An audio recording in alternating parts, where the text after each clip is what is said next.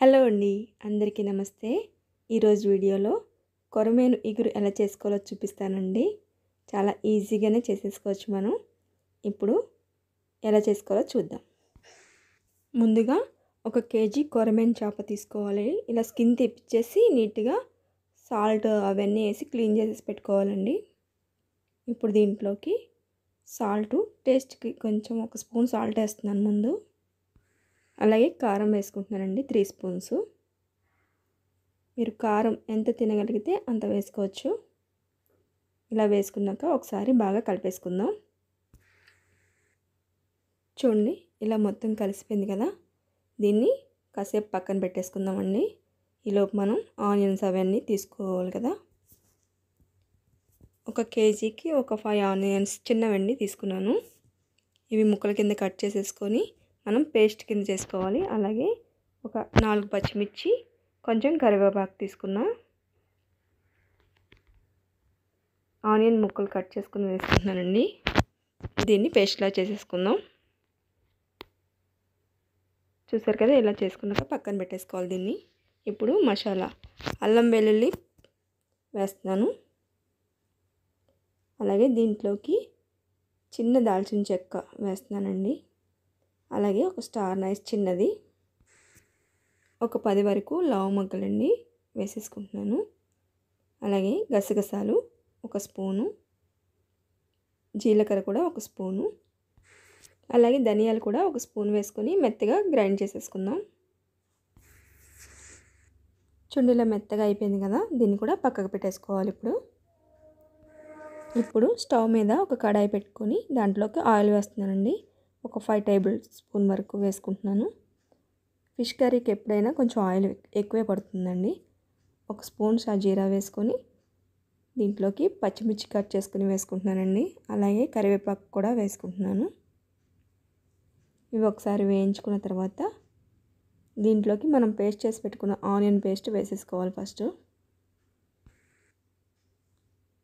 ఒకసారి కలిపేసుకుందామండి. అలాగే దీంట్లోకి కొంచెం పసుపు వేసుకుందాం. ఒక 1/2 టేబుల్ స్పూన్ వరకు పసుపు వేస్తున్నాను. అలాగే కొంచెం 1 స్పూన్ సాల్ట్ వేస్తున్నాను. ఆనియన్ తొందరగా వేగుతుంది. ఒకసారి కలిపేసుకుందాం. ఇలా కలిపేసుకున్న తర్వాత ఒక 2 మినిట్స్ మూత పెట్టి మంట లో ఫ్లేమ్లో పెట్టాలండి, లేకపోతే ఆనియన్ మాడిపోతుంది. ఒక 2 మినిట్స్ తర్వాత చూస్తున్నాను. ఇలా వేగిన తర్వాత దీంట్లోకి మనం మసాలా పేస్ట్ చేసి పెట్టుకున్నాం కదా, అది వేసేసుకుంటున్నాను. దీన్ని కూడా బాగా ఆయిల్లో బాగా ఫ్రై అవుతేనే మనకి టేస్ట్ చాలా బాగుంటుందండి. మంట లో ఫ్లేమ్లో పెట్టేసి వేగనివ్వాలి. ఒక 5 మినిట్స్ తర్వాత చూద్దాం. ఒకసారి కలిపేసుకోవాలి. ఇంకా వేగాలండి, కొంచెం ఇంకా దగ్గరగా అవ్వాలి. ఆయిల్ అంతా పైకి వచ్చేసేయాలి మనకి. ఇంకో 5 మినిట్స్ చూద్దాం.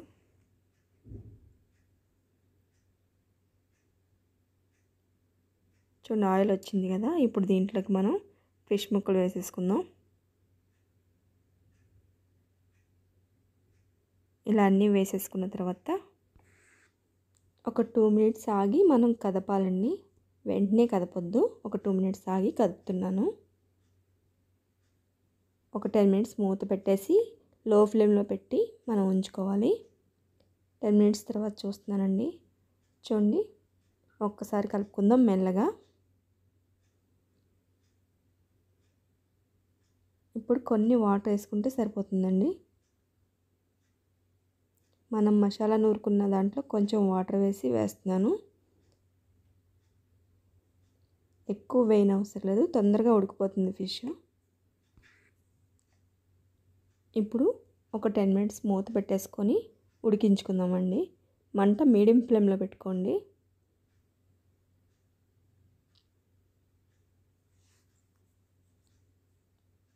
టెన్ మినిట్స్ తర్వాత చూద్దాం. ఒక్కసారి కలుపుకుందామండి.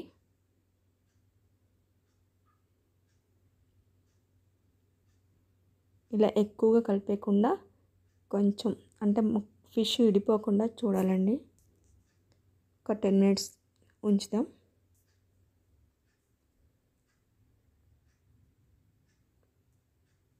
కొంచెం కొత్తిమీర వేసుకొని ఒక 5 మినిట్స్ తర్వాత మనం స్టవ్ బంద్ చేసేసుకోవాలి.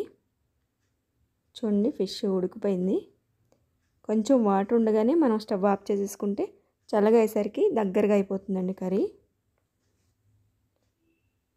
ఇంతే అండి, కొరమేను ఇగురు చాలా బాగుంటుంది. మీరు కూడా ట్రై చేయండి. నా వీడియో కానీ మీకు నచ్చితే లైక్ చేయండి, నా ఛానల్ సబ్స్క్రైబ్ చేసుకోండి. Thank you for watching.